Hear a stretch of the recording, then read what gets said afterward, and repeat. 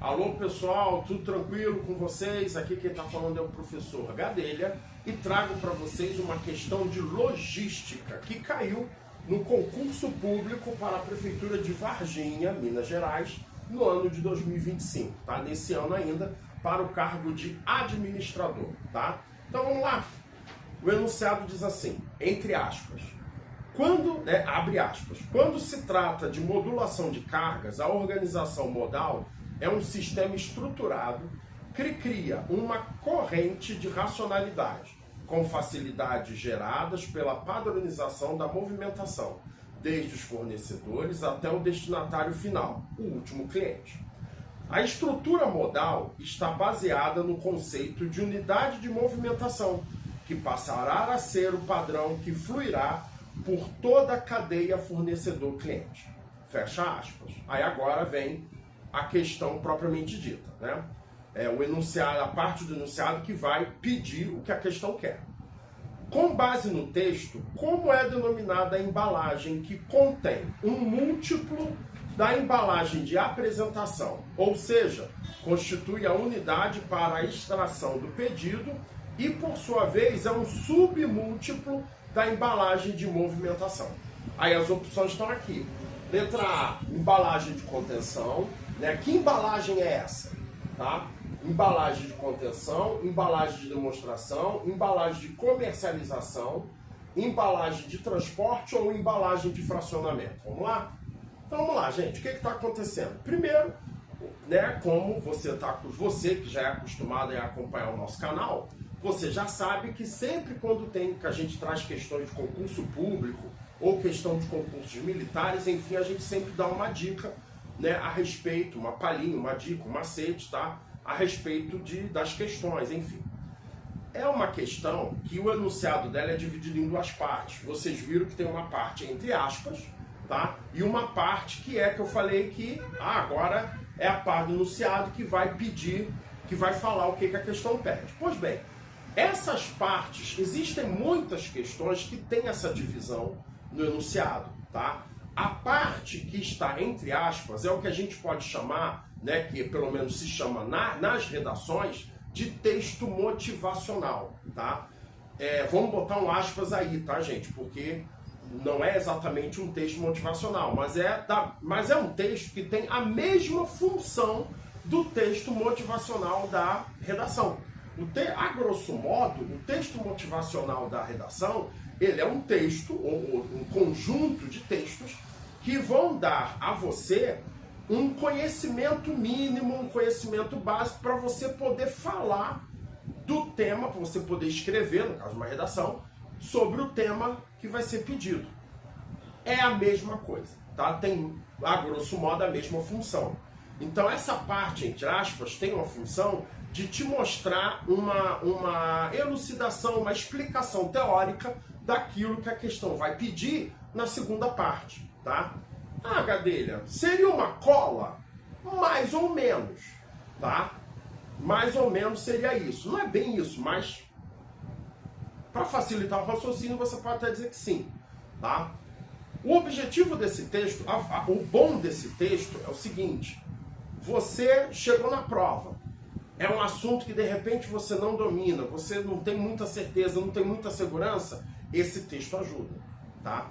Agora, você que já está bem preparado, né? Você que já domina o assunto, tema da questão, você que se prepara com o professor Gadelha, você não precisa de um texto desse, tá? Ok? Beleza? Mas que ele ajuda muita gente na hora do vamos ver, ajuda, tá?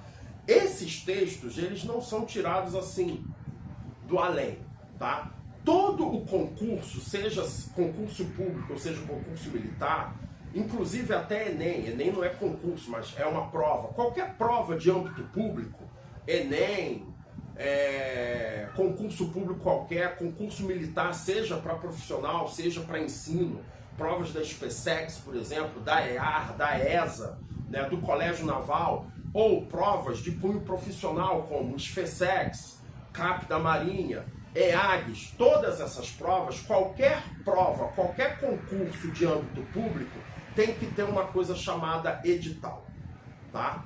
E sempre, mais ou menos no fim do edital, mas tem sempre uma parte do edital em que você tem a bibliografia, que é o quê? Uma relação de livros, tá? Que servirão de base para a construção das questões que vão cair na prova.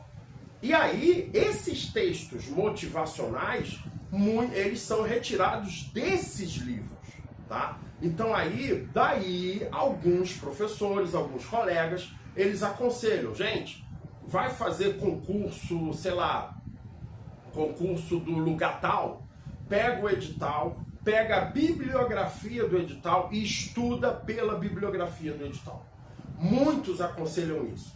É um conselho que eu também concordo, é bacana. Mas o problema é você conseguir os livros, tá? Nem sempre todo mundo tem cacife financeiro para obter os livros, entendeu? Então, é um conselho bacana, mas que nem todo mundo pode seguir, tá? Mas se você me acompanha, não precisa seguir esse conselho não, beleza? Então vamos lá, brincadeiras à parte. O que é a questão agora? Agora vamos falar da questão. A questão, ela fala de embalagens, tá? É uma questão, como eu falei, de logística e que fala de embalagens, tá? O que acontece? Existem vários tipos de embalagem, várias classificações de embalagem. E essa questão do concurso de Varginha, ele está querendo a resposta, ele quer saber qual é o nome, qual é a classificação da embalagem que fica entre a embalagem de apresentação e a embalagem de movimentação.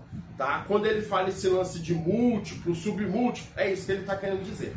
Para você entender melhor, vamos lá, vamos pegar um exemplo da minha experiência de campo. Eu, quando mais jovem, trabalhei numa fábrica de lubrificantes. Ela fabricava, produzia e vendia também. Tá? Então o que acontecia?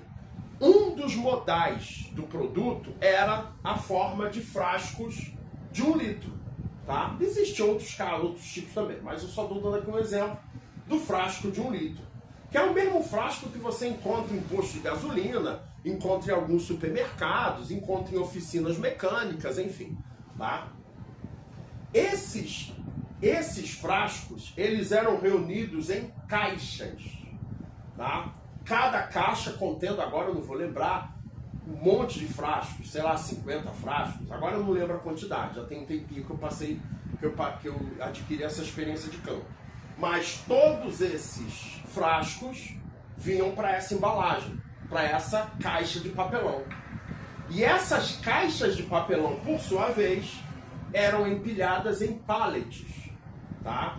O que acontecia?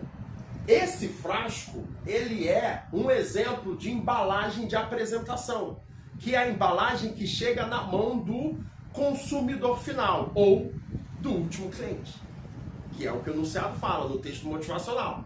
É o último cliente. Por exemplo, se você tem carro e você compra, você é daqueles que troca o óleo do seu carro e tal, você bota a mão nesse frasco.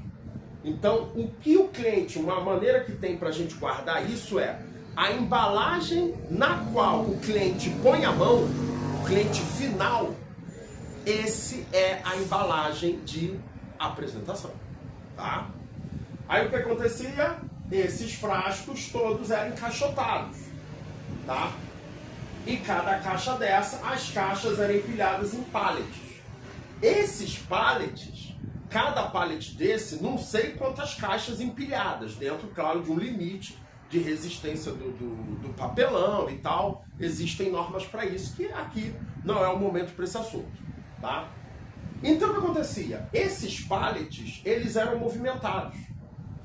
No armazém, quando para a saída da produção para o armazenamento, ou então do armazenamento para o caminhão de retirada dos clientes, né, da nossa fábrica, dos clientes da fábrica, o que acontecia? Através de empilhadeiras, esses pallets eram movimentados, produção armazém, armazém retirada, tá? Que é a retirada do pedido, tá? Que o enunciado também fala, tá? Não era transportado de caixa em caixa. E já pensou quantos caboclos a empresa vai ter que contratar para ficar carregando de caixa em caixa? Ô, professor, mas isso não existe, mas já existiu. estivador é o exemplo clássico desse camarada, tá? Mas isso é outro assunto, tá? Então o que acontece? Para facilitar o transporte, até por uma questão de economia, tá? De diminuição de custos, várias caixas dessas são empilhadas sobre um pallet e vem a empilhadeira e leva esse pallet para o armazém, da produção para o armazém. Chegou um caminhão de um cliente para levar não sei quantas caixas. Pois bem, tira o pallet e coloca e disponibiliza para carregar o caminhão, tá? Então, aqui nós temos a embalagem de apresentação, tá?